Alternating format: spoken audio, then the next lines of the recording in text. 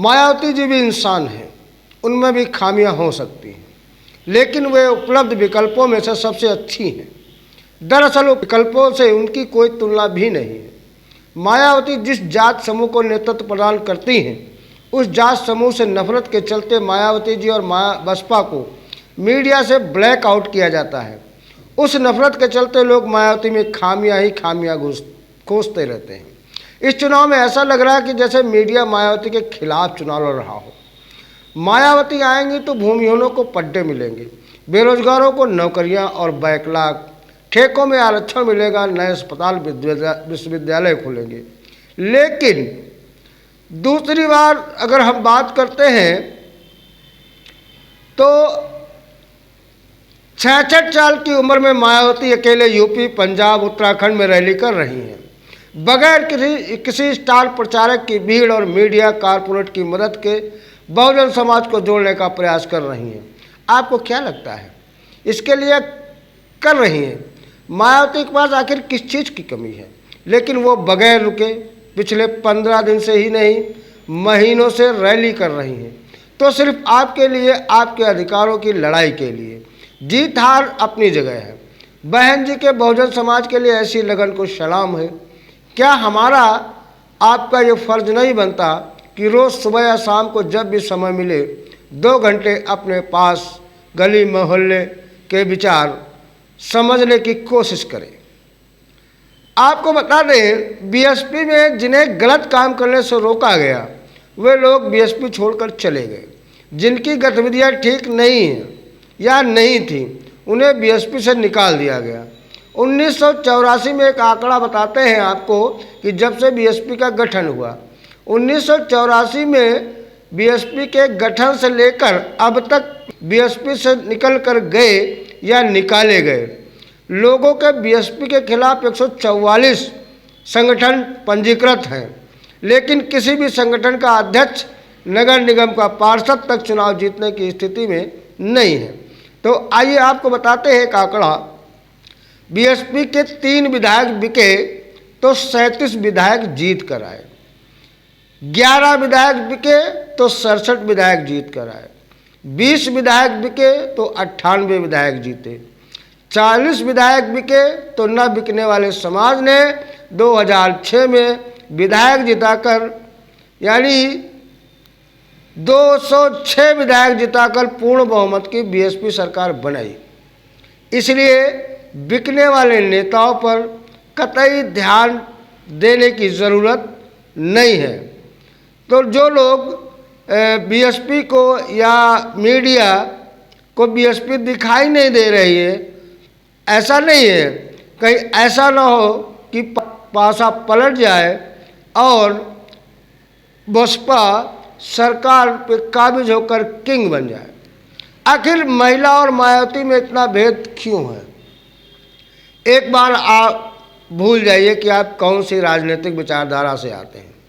जरा सोचिए, किस राजनीतिक नेत्री को पसंद या नापसंद करते हैं?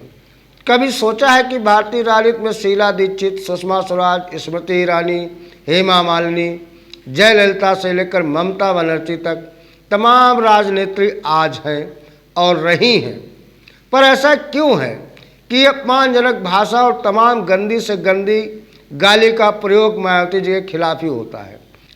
क्या आपने मायावती के खिलाफ या मायावती के अलावा किसी और महिला राजनेत्री के बारे में अभद्र जोक सुना या पढ़ा?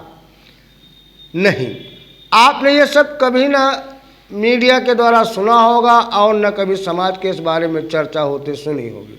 फिर ऐसा क्यों होता है कि मायावती को ही कोई किन्नर, परकटी महिला, बदसूरत महिला, बदतर और हिंदी भाषा में हर गंदे से गंदे शब्द का प्रयोग किया जाता है?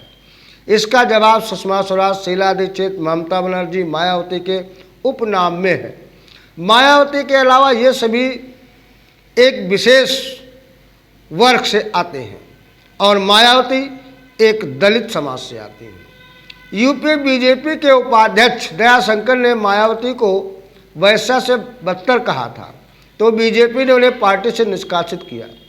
उस समय लगा राजनीति में ऐसा जरूरी है, मगर बीजेपी ने दयाशंकर की जगह उनकी पत्नी जो दयाशंकर से अलग रहती थी और आपस में उनका मुकदमा भी चलता है। उनकी पत्नी स्वाति सिंह को टिकट देकर अपनी मानसिकता उजागर कर दी थी।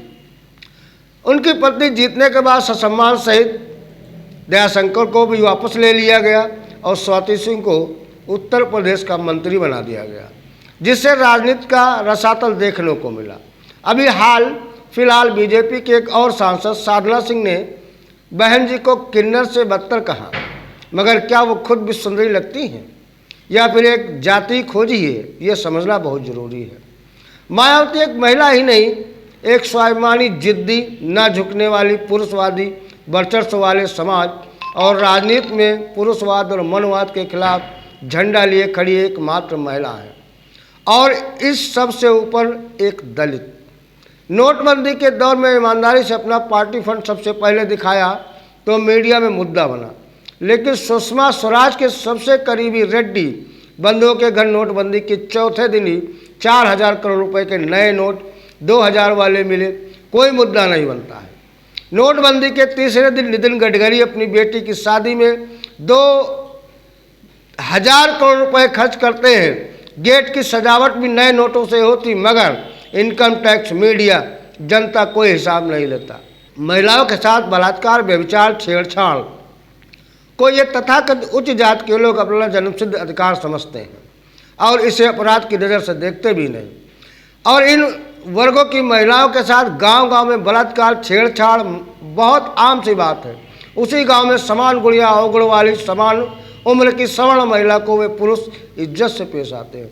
और ऐसे समाज में कोई दलित महिला मंच पर अकेली सफ़ेद पोसे पर शेरनी की तरह बैठे, बाकी तमाम उच्च जाति पुरुष के पीछे हाथ जोड़े खड़े रहे, तो कैसे ये पुरुषवादी समाज उस बात को हजम कर सकता है? यही ये बात खटकती है।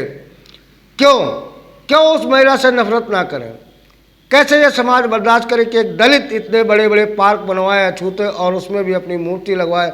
आप सोच नहीं सकते कि ये पार्क और उनमें मायावती की मूर्ति देख के कई लोग खाना भी नहीं खा पाते हैं। कैसे ये समाज बर्दाश्त करे कि दलित के आगे कोई सवाल करने की हिम्मत नहीं कर पाता है, केवल बहन जी कह के जवाब दो। ऊपर से पार्क का मुद्दा बनाया जाता है कि 3500 करोड़ की मूर्तियाँ ईमान बोले, तो ये भी एक रणनीति है किस मुद्दे को जनता के सामने पेश करना है। समाज एक तरफा ये समाज बर्दाश्त नहीं करता, वही पार्क का मुद्दा बनाने वाले लोगों से ये पूछता है न्याय चक्र कि वही पार्क जो आज करोड़ों की आमदनी देता नजर आ रहा है, ये आंख से उनको दिखाई नहीं देता क्या? ये समाज कैसे बर्दाश्त करे कि एक दलित बिना साड़ी, बिंदी, कटे बालों में सीना तान के चलती है? कैसे ये समाज बर्दाश्त करे कि समाज के गांव के तमाम बड़े बड़े धन्ना सेठ एक मंच पर एक महिला के पैर छूते नजर आते हैं? कैसे ये समाज बर्दाश्त करे कि एक महिला ऊपर से दलित के आते ही तमाम सदियों से राज करने वाले पुरुष खड़े हो जाते हैं? ये सब देखना और पिछले 30 साल से रोज़ रोज़ देखना भारतीय जातिवादी समाज और मीडिया के लिए जहर पीने ही जैसा है। यही खीस तमाम मीडिया की मायावती के बारे में हर रिपोर्ट में या ऐसी टिप्पणी करने वाले तमाम नेताओं के मुंह से निकलती ही। इसलिए दलित महिला का मतलब एक जात से जोड़ना है और मायावती उनकी सोच को अपने हर कदम और तस्वीर के साथ चुनौती देती हैं। 2012 में ऐसा एक मौका आया जब मायावती ने नोटों की माला पहनी। पूरा भारतीय समाज और मीडिया ये बर्दाश्त नहीं कर पाया। एक दलित इतने ऊपर कैसे जा सकती है?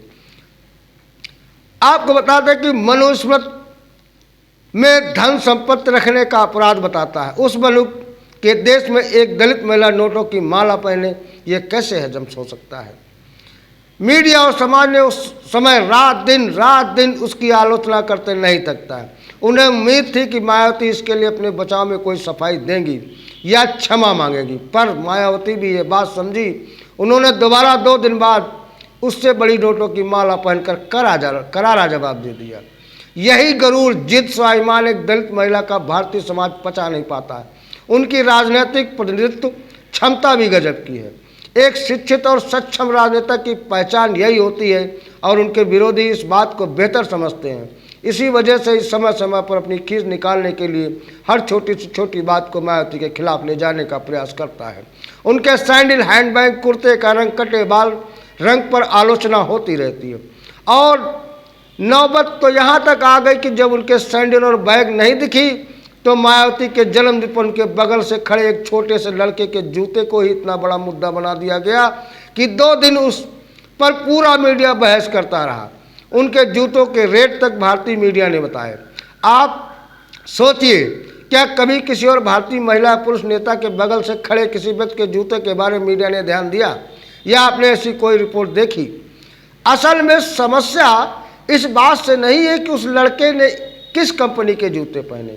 समस्या ये थी कि एक दलित लड़का, वो भी मायावती का रिश्तेदार, इतने महंगे जूते कैसे पहन सकता है? किसी दलित की इतनी औकात कैसे हुई 20,000 की चप्पल पहने? समस्या मीडिया और समाज के चेतन अवचेतन मन में भरे जाति सोच में है। खैर, मायावती मीडिया और समाज की सोच को बहुत अच्छे से जानती हैं और ऐसी हर टिप्पणी के बाद उसकी प्रतिक्रिया समाज और मीडिया को और चिढ़ाने वाली होती है और यही बात मीडिया बर्दाश्त नहीं कर पाती। इसलिए मायावती नहीं तो उनके बगल से खड़े लोगों के जूते देखने लगती है। मैं किसी पार्टी का समर्थक या विरोधी नहीं, क्योंकि राजनीति में सब एक से ही हैं, चाहे वो भाजपा हो, कांग्रेस हो, सपा हो, बसपा या अन्य, मगर भाषा और मर्यादा और जाति जहर के बहुत खिलाफ हूँ। मैं ये भी नहीं कह रहा हूँ कि सब लोग मायावती के आगे हाथ जोड़े खड़े रहें, उनकी पूजा करें, उनकी आलोचना नहीं करें। मायावती जी की आलोचना होनी चाहिए, 1000 बार हो, रात दिन हो, पर आलोचना उनकी नीति और उनकी राजनीति की होनी चाहिए, उनके कर्मों की नहीं, उनके भाषणों की हो। लेकिन तभी जब बहन जी गलत हों, जैसे आप, हम, सुषमा स्वराज, शीला, सोनिया, हेमा, ममता आज भी करते हैं। ये महिला और मायावती का भेद आखिर खत्म नहीं होता और ये खत्म होगा तो कब, ये पूछता है न्याय चक्र एनसीटीवी। देश में विकास एवं कानून का राज कायम करने हेतु बीएसपी की सरकार बनाने के लिए पार्टी के सभी विधानसभा प्रत्याशियों को हाथी चुनाव चिन्ह के सामने वाले बटन को दबाकर उन्हें जरूर विजयी बनाएं।